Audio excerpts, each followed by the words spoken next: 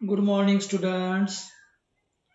In the previous lecture, we have completed some grammatical sections. Today, we are going to see the new point, new topic, question tag. This question tag is known as tag question. It is also known as tail tag. Tail means शेपटी. शेवटी जोडावयाचा प्रश्न याला जोड प्रश्न असेही म्हणतात. लहान प्रश्न असेही म्हणतात. वेगवेगळ्या प्रकारे याला नावं आहेत. मग पेपरला काय प्रश्न असतो आपल्या 10वीला 9वीला? तर प्रश्न आपला असतो टेल टॅग किंवा जॉईन द क्वेश्चन टॅग और right question tag to this given sentence. मग नेमका हा जो क्वेश्चन टॅग आहे हा एक प्रश्नाचा प्रकार आहे. हा संक्षिप्त प्रश्न असतो. छोट्या प्रकारचा प्रश्न त्याला म्हणतात.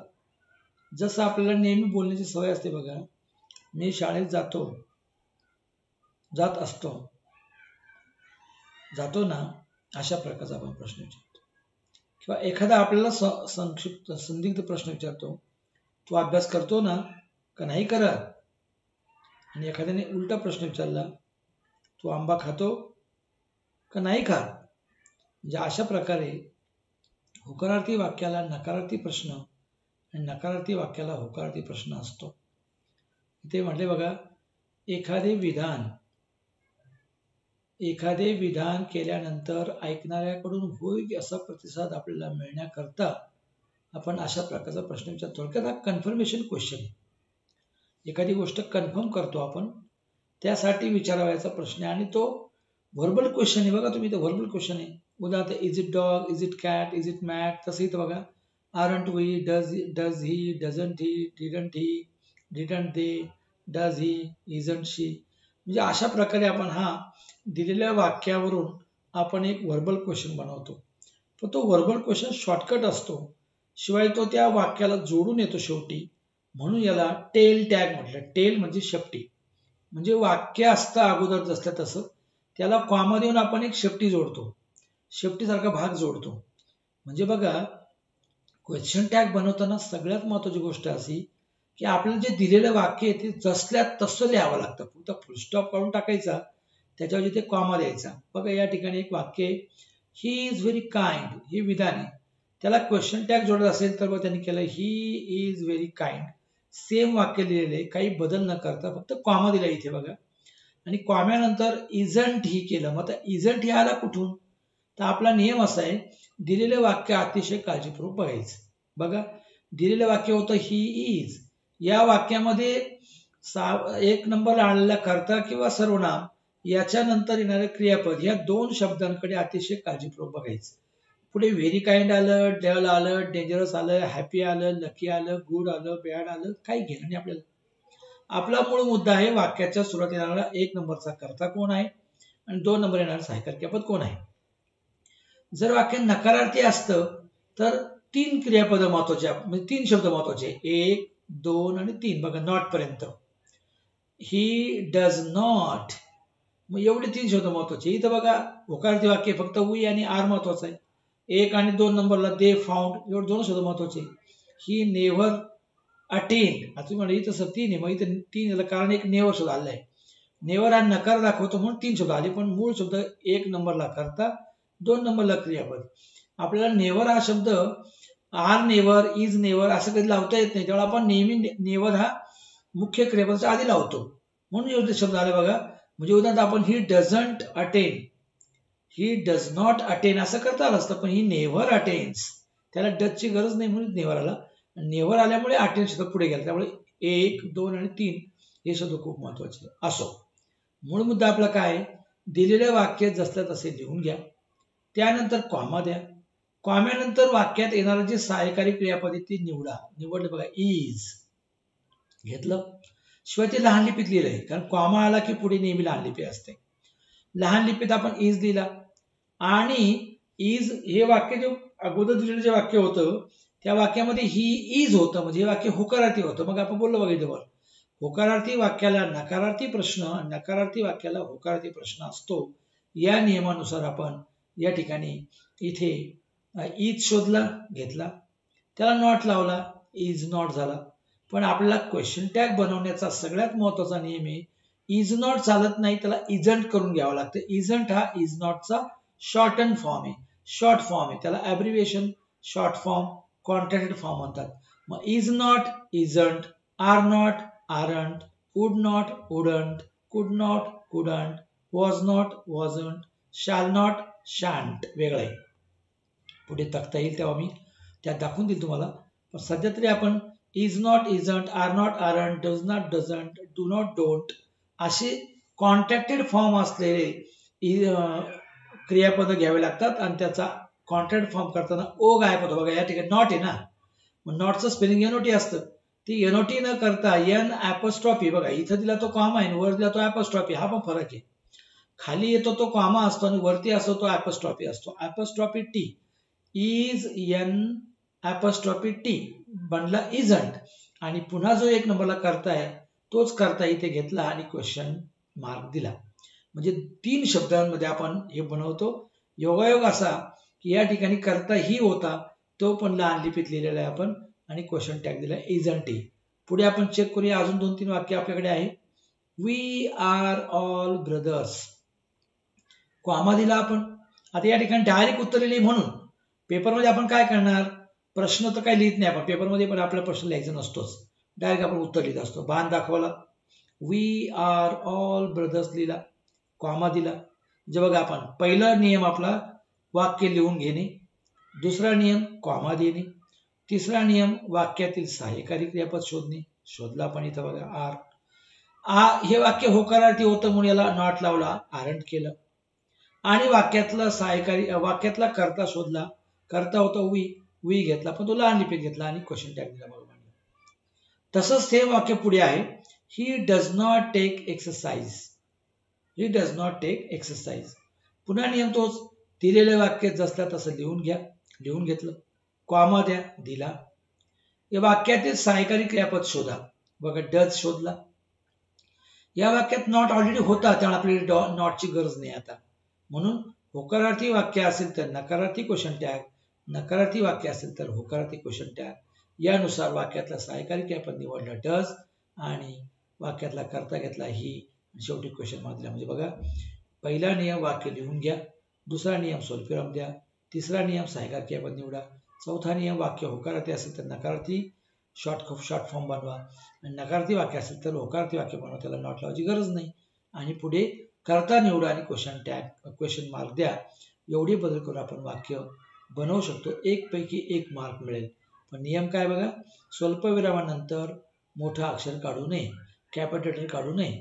डज लहान लिपीत आहे, ही पण लहान लिपीत आहे. बघा या ठिकाणी दे फाउंड ट्रेजर. आता इथे आपली अडचण झाली. काय अडचण झाली, वाक्यात सहाय्यकारी क्रियापद शोधायला गेलो आपण, दे फाउंड अ ट्रेजर. या वाक्यात आपल्याला कुठेच क्वेश्चन सहाय्यकारी क्रियापद सापडलं नाही, कारण दे हे करताय आणि फाइंडचा भूतकाळ फाउंड आहे, भूतकाळ येतो, आणि म्हणून आपल्याला सहाय्यकारी क्रियापद सापडलं नाही. पण आपल्या सगळ्यांना माहिती आहे, आपण मागे एकदा बोललोय, ज्यावेळेला आपण टेन्सेस शिकवले होते त्यावेळेला आपण स्पष्ट म्हटलं होतो, होकारार्थी वाक्य असेल त्याचा नकार करताना वाक्यात नॉट आणावा लागतो. नॉट हा कधीच एकटा येत नाही, वाक्यात सहाय्यकारी क्रियापद लागतं. वाक्यात सहाय्यकारी क्रियापद नसेल तर बाहेरून आपण डू किंवा डज किंवा डीड आणतो, असं आपण शिकवलं होतं. ते आता एकदा आठवूया पुन्हा. बघा, वाक्यात सहाय्यकारी क्रियापद नाही, वाक्यातलं क्रियापद मुख्य क्रियापद मात्र भूतकाळी आहे, आणि या भूतकाळी क्रियापदाकडे बघून कळलं की आपल्याला डीड घ्यावा लागणार, आणि म्हणून आपण याच्या इथं भूतकाळ आला म्हणून डीड घेतला, इथे वर्तमान काळ आला असेल तर आपण इथं डू घेतला असता, इथं क्रियापदाला यस आला असता तर आपण इथं डज घेतला असता. बघा पुढे एक वाक्य आहे तसा, आपण त्याचा विचार नंतर करूच. तर वाक्यात मुख्य क्रियापद नाही म्हणून आपण वाक्यात सहाय्यकारी क्रियापद नाही म्हणून आपण सहाय्यकारी क्रियापद शोधलं, ते बाहेरून आणलं, टू किंवा डीड. भूतकाळ होता म्हणून डीड आणलं, ते डीड इथं लिहिलं कॉमा देऊन. नंतर वाक्य होकारार्थी का नकारार्थी चेक करा. वाक्यात होकारार्थी, मग याचा नकार व्हायला पाहिजे इकडे, म्हणून डिडंट, डिड नॉटचा एकत्रित फॉर्म डिडंट. आणि वाक्यातला करता घेतला दे आणि क्वेश्चन मार्क दिला, वाक्य बनलं they found a treasure, didn't they. आणि अर्थ पण पाहून घ्या, ही इज काइंड तो अतिशय दयाळू आहे ना का नाहीये? बघा, तो अतिशय दयाळू आहे का नाहीये? इथं वी ऑल आर ब्रदर्स, आम्ही सर्व भाऊ आहोत का नाही आम्ही?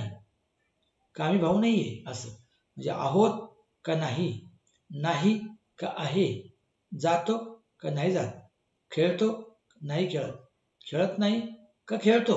म्हणजे होकारार्थी वाक्याचा नकारार्थी क्वेश्चन टॅग, होकारार्थी वाक्याचा नकारार्थी क्वेश्चन टॅग, अशा प्रकारे आपल्याला क्वेश्चन टॅग वेगळे बनवता येतात. बघा ही वाक्य, या वाक्यामध्ये सहाय्यकारी क्रियापद नाहीये, परंतु मुख्य क्रियापद आलंय अटेंड, त्याला यस आलेलं आहे. आणि त्याला यस आल्यामुळे कळलं की हे वाक्य साध्या वर्तमान काळातलं आहे. शिवाय त्याला तृतीय पुरुषी करता ही शीट आल्यामुळे इथे यस आला. आणि मग सोपं आहे, वर्तमान काळामध्ये डू घ्या किंवा डज घ्या, आणि भूतकाळामध्ये डीड घ्या. इथे भूतकाळ होता, डीड घेतलं. इथे वर्तमान काळ आहे, डू घेऊ, पण क्रियापदाला यस आलाय म्हणून डज घेऊ. आणि मग डज घेतला, वाक्य ऑलरेडी नकारार्थी होतं. बघा इथे नेवर आला होता. No, never, none, neither, nor, nevertheless असे शब्द आले की समजा वाक्य नकारार्थी, मग त्याचा होकारार्थी प्रश्न तयार होतो. म्हणून फक्त इथून डज उचलला, बाहेर घेतला, आणि एक नंबरचा करता घेतला ही, आणि क्वेश्चन मार्क दिला. वाक्य बनलं, ही never attends the meeting, does he? The boy is lazy. आता सगळं सोपं झालंय. इज नावाचं क्रियापद शोधलं, त्याला नॉट लावला, आणि वाक्यातला करता द बॉय आला. तुम्हाला बोललो तुम्ही की वाक्यात येणारं नाम किंवा सर्वनाम इथे सर्वनामच घ्यावं लागतं. द बॉय आलं, ही घेतलं. द गर्ल आलं असतं, शी घेतलं असतं. द डॉग आलं असतं, इट घेतलं असतं.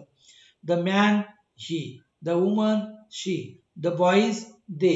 The girls, they. The dogs, they. The men, they. The women, they. म्हणजे इथे येणारा जो नाम आहे, हे नाम एक वचनी आहे की अनेक वचनी, यानुसार आपण इथे ही किंवा शी किंवा इट किंवा दे निवडायचं आहे. चारच चार झापडलं. इथं येणारा करता हा एक वचने असेल तर इथं ही, शी, इट येऊ शकतं. ते माणूस असेल तर ही, स्त्री असेल तर शी, आणि प्राणी असेल तर इट घ्यायचा. आणि इथं अनेक वचन आलं, मग बॉईज येऊ, गर्ल्स येऊ, डॉक्टर्स येऊ, पेंटर्स येऊ, इथं ते घेऊन टाकायचं. अशा प्रकारे. मग आता सगळ्यांना मला वाटतं क्वेश्चन टॅगचे सगळे रूल कळले असतील तर चेक करूया. बघा, विधानार्थी वाक्य असेल तर क्वेश्चन टॅग नकारार्थी असतो. वाक्य नकारार्थी असेल तर क्वेश्चन टॅग होकारार्थी असतो. हा नियम सगळ्यात मोठा नियम आहे. आणि मग त्याचे नियम आपण या ठिकाणी चेक करून घेऊया. जे वाक्य मागे बोललो मी त्याप्रमाणे बघा, जोड प्रश्न बनवताना किंवा क्वेश्चन टॅग जोडताना दिलेलं मूळ विधान जसले तसं लिहून घ्यावं, नंतर स्वल्पविराम द्यावा. स्वल्पविरामानंतर क्वेश्चन टॅग जोडून शेवटी प्रश्नचिन्ह द्यावे. पण क्वेश्चन टॅग जोडायचा कसा ते तुम्हाला कळलंच आहे. काय, वाक्यातील टू बीचं जे रूप आहे, am, is, are, was, were, shall, should, can, could, may, might, must, ought, do, did, does, dare, have, has, had, हे जेवढी सहाय्यकारी क्रियापद आहेत, हे सहाय्यकारी क्रियापद वाक्यातून शोधायची. नसेल तर आपण मग बोललोच, वर्तमान काळ असेल तर डू किंवा डज आणा, आणि भूतकाळ असेल तर डीड आणा. बाकी सगळ्या काळांना म्हणजे साध्या वर्तमान काळामध्ये डू किंवा डज आणा, आणि साध्या भूतकाळामध्ये डीड आणा.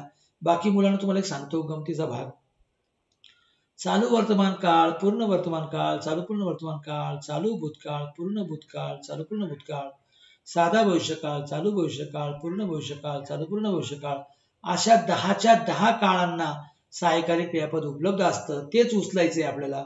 फक्त मी दोनच वाक्य मागे ठेवले होते, ते म्हणजे साधा वर्तमान काळ आणि साधा भूतकाळ, त्यांना सहाय्यकारी क्रियापद नसतं, म्हणून आपण सहाय्यकारी क्रियापद बाहेरून आणायचं.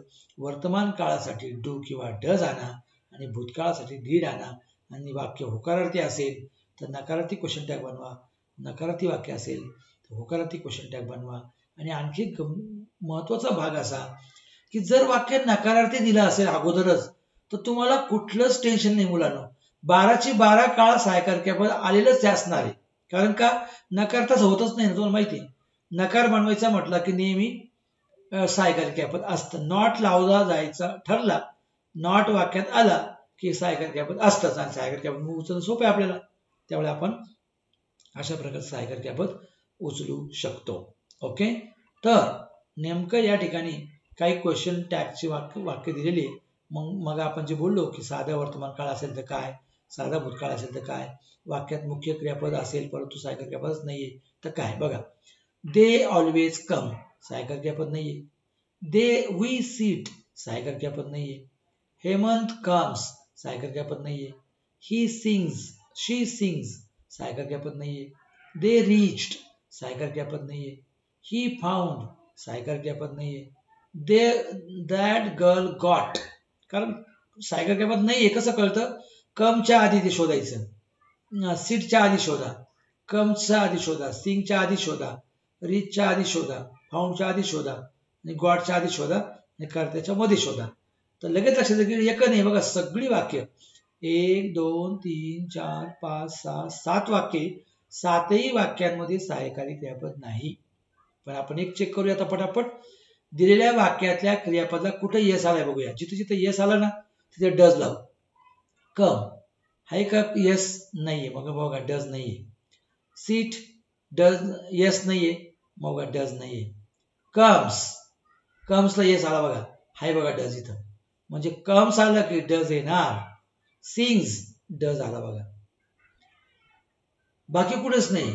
आणि मग राहिला प्रश्न, उरलेले जे क्रियापद ते वर्तमान काळी आहे का भूतकाळी शोधूया. बघा कम ही वर्तमान काळी रूप आहे म्हणून डू आला, आणि याला इथं वाक्य होकारार्थी आहे म्हणून नकार करायचा म्हणून डोंट केला. कारण डोंट हा शॉर्ट फॉर्म आहे, शॉर्ट फॉर्म शिवाय पर्याय नाही. इथं आपण does not, do not, does not, did not असं लिहूच शकत नाही. डझंट, आरंट, वेरंट, फक्त एक वाक्य आपल्याला पुढे बनवायचे, ते आपण आता शिकू.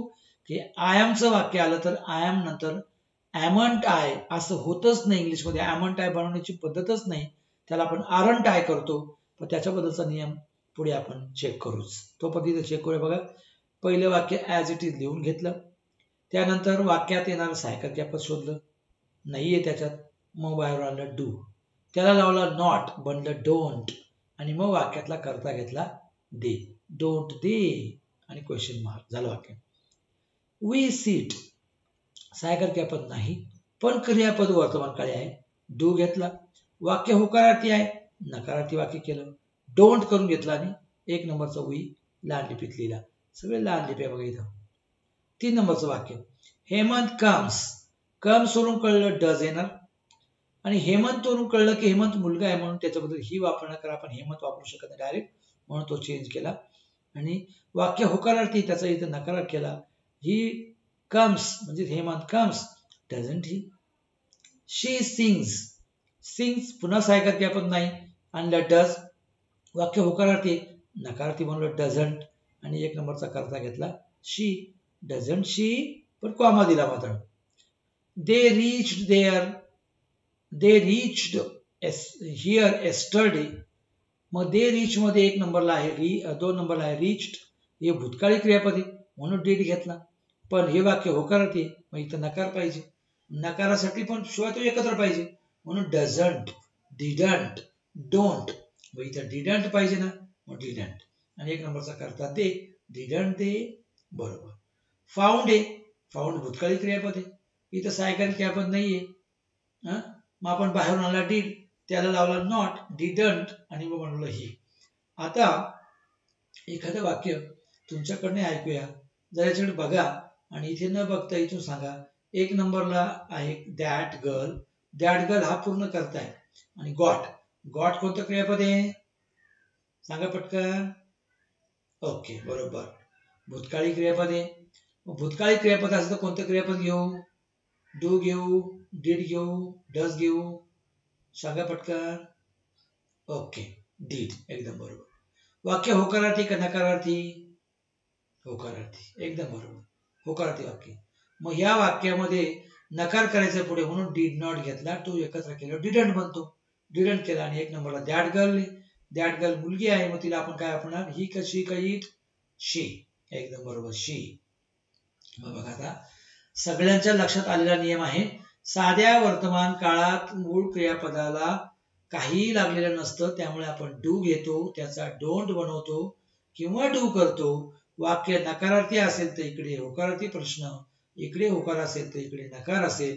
अशा प्रकारे डू किंवा डोंट घेणं गरजेचं आहे, डीड किंवा डिडंट घेणं गरजेचं आहे, डज किंवा डझंट घेणं गरजेचं आहे. आणि इकडे डझंट आला असेल तर इकडे डज घेणार, इकडे डिडंट आला असेल तर इकडे डीड घेणार, इकडे डोंट आला असेल तर इकडे डू घेणार. म्हणजे इकडे नकार तर इकडे होकार, इकडे होकार तर इकडे नकार, एवढं मात्र कन्फर्म. आणि अपॉस्ट्रॉफीच पाहिजे. तर अशा प्रकारे डज घेतलं. बघा पुढे आज एक वाक्य आले, केम, वेंट, सॅट, स्पोक, रीच अशी क्रियापद भूतकाळी आली असेल तर आठवणीने क्वेश्चन टॅग बनवताना डीड घ्यावा. होकारार्थी वाक्य असेल तर डिडंट घ्यावा. नकारार्थी इकडे वाक्य असेल तर इकडे डीड घ्यावा. अशा प्रकारे आपल्याला सहज डिडंट आणि डझंट आणि डोंट यातला फरक कळलेला आहे आणि आपण सहज क्वेश्चन टॅगची वाक्य बनवू शकतो. आपण या ठिकाणी काही वाक्य चेक करूया. बघा, नकारार्थी विधाने बहुधा not, never, no, not, never, nothing या शब्दांनी जोडलेले असल्यामुळे वाक्याचा होकारार्थीच क्वेश्चन टॅग होणार हे आपल्याला आधीच कळून जातं. करूया चेक काही वाक्य अशी. बघा, ही डज नॉट, कळलं ना आपल्याला, ही डज नॉट आला याचा अर्थ इकडे डज येणार आणि एक नंबरचा करता क्रियापद करता ही घेतला, does he. As it is वाक्य पहिले लिहून घ्या, कॉमा द्या, क्रियापद सहाय्यकारी क्रियापद निवडा डज, त्याच्यानंतर करता लिहा ही, शिवाय लहान लिपीत लिहा आणि क्वेश्चन टॅग, क्वेश्चन मार्क द्या, झाला क्वेश्चन टॅग द्या. सीमा नेव्हर मिक्सेस, मिक्सेस वरून कळलं डज पाहिजे. नेव्हर इथं आहे मग इकडे नको नेव्हर, म्हणून डज फक्त. आणि सीमाला शी म्हणतात म्हणून she. Ram didn't get his book, मग डिडंट इथं आला मग इकडे फक्त डीड पाहिजे. एक नंबरला राम आहे त्याचं रामच्या ऐवजी ही वापरा. He didn't, he Ram didn't get book, comma देऊन didn't he, did he. They found nothing, त्यांना काहीच सापडलं नाही. नथिंग आलाय ना, मग फाउंडचा फक्त भूतकाळी क्रियापद निवडा. फाउंड वरून कळलं डीड आणि एक नंबरचा करता दे घेतला, did they. We won't waste our time, won't आलाय ना मग इकडे विल नॉट, सॉरी, इकडे डोंट आलाय ना मग इकडे डू आणि एक नंबरचा क्रिया करता आलेला आहे we, do we. Rajan has no work to do, राजनकडे कोणतंच काम नाही आता सध्या. मग नाहीये काम ना म्हणजे नकार आहे, नकार तिकडे होकार पाहिजे, मग हॅज घेतला एक नंबरला, राजनच्या ऐवजी ही वापरला आणि वाक्य बनलं. You should not blame him, should you. बघा, शुड एक नंबरला घेतला, वाक्य नकारार्थी होतं म्हणजे याचा होकारार्थी प्रश्न मारला आणि यू नंतर यूचा जागेवर यू घेतलेला आहे. बघा आले आय एमचं वाक्य. जर वाक्यात आय एम आला असेल तर आय एम मधला जो एम आहे तो आपल्या इकडे घेता येत नाही. ते असं का घडलं असेल तर ऍमंट, ऍमंट आय, ऍमंट आय, ऍमंट आय, ऍमला एम नंतर ऍमला बघा, ऍमला यम आहे आणि इथं यन आहे. ऍम आणि यन एकत्र केल्यावर त्याचा उच्चार करता येत नाही. ऍमंट, ऍमंट, ऍमंट. इंग्लंडमध्ये कुठल्याही माणसाला तो ऍमंट पटत नव्हता. ज्या लोकांनी ती भाषा तयार केली त्यांना असं वाटलं की amn't is similar to aren't, aren't, amn't, aren't. तर ते आरंटशी जोडलं गेलं, आरंट सारखं वाटलं आणि एम नॉट वेगळं तर बोललो, एम आणि नॉट वेगळा लिहिता येतो. आय एम नॉट आय असं लिहिता येतं किंवा am I not, am I not, am I not एकदम बरोबर. पण एकत्र वाद केल्यावर मात्र ऍमंट होत नाही इंग्लिशमध्ये. इंग्लंडच्या लोकांना ती मान्य नाही, त्यांनी ते स्वतःहून चेंज केलेले भाग आहे. याला आर्बिटरी म्हणतात आपल्याला इंग्लिशमध्ये. आर्बिटरी म्हणजे परंपरा, कस्टम, ट्रॅडिशन. त्या लोकांनी भाषा तयार करताना जे काही नियम तयार केले त्यातला हा एक नियम आहे की आय एम नॉट होऊ शकतं, एम आय नॉट होऊ शकतं आणि ऍमंट आय होऊ शकत नाही. म्हणून आपण इथे आठवणीमुळे दाटवायचंय. आय एम आला की इथे आरंट आय करायचं. आय एम नॉट आलं तर एम आय चाललं बघा, कारण फक्त आरंटच प्रॉब्लेम आहे. ऍमंट होत नाही म्हणून आरंट करतो, पण एम आय नॉट आला होता इथे. I am not tired, comma देऊन एम आय, बरोबर उतरलं. आता पुढे वाक्य काही आज्ञार्थी. बघा, आज्ञार्थी वाक्य होकारार्थी असेल तर त्याचं क्वेश्चन टॅग कसा करतात याविषयी आपण काही प्रश्न नंतरच्या भागात समजून घेऊ. कारण अजून काही नियम बाकी आहेत, ते सगळे नियम आपल्याला समजून घ्यायचे आणि यावर जेवढे क्वेश्चन टॅगचे वाक्य असतील ते सगळे बनवून घेऊ. मग मला सांगा मुलांनो, क्वेश्चन टॅग कुणाकुणाचा होतो? एक, होकारार्थी वाक्याचा क्वेश्चन टॅग होतो, म्हणजेच सिंपल सेंटेन्सचा क्वेश्चन टॅग होतो. आज्ञार्थी वाक्याचा क्वेश्चन टॅग होतो. लेट्सची रचना असलेल्या वाक्याचा क्वेश्चन टॅग होतो. वाक्यात होकार आणि एव्हरीबडी, एव्हरीवन सारखे शब्द आले असेल तर त्याचा क्वेश्चन टॅग कसा करायचा. ज्या वाक्याची सुरुवात देअर झाली त्या वाक्याचा शेवट कसा करायचा. अशा प्रकारे आपल्याला देअरचं वाक्य, एव्हरीवन एव्हरीबडीचं वाक्य, लेट्सचं वाक्य, आज्ञार्थी वाक्य या वाक्यांचे क्वेश्चन टॅग कसे करतात याविषयी आपल्याला पुढच्या लेक्चरला यावर बोलता येईल आणि त्यावर आपण बोलू. अधिकाधिक वाक्य यातली घेऊ आणि या सगळ्या वाक्याची, बघा या ठिकाणी काही वाक्य दिले, या सगळ्या वाक्यांची प्रॅक्टिस घेऊ. त्यावेळेला आपल्याला कळेल आणि क्वेश्चन टॅग काय असतो. तोपर्यंत थांबूया. धन्यवाद.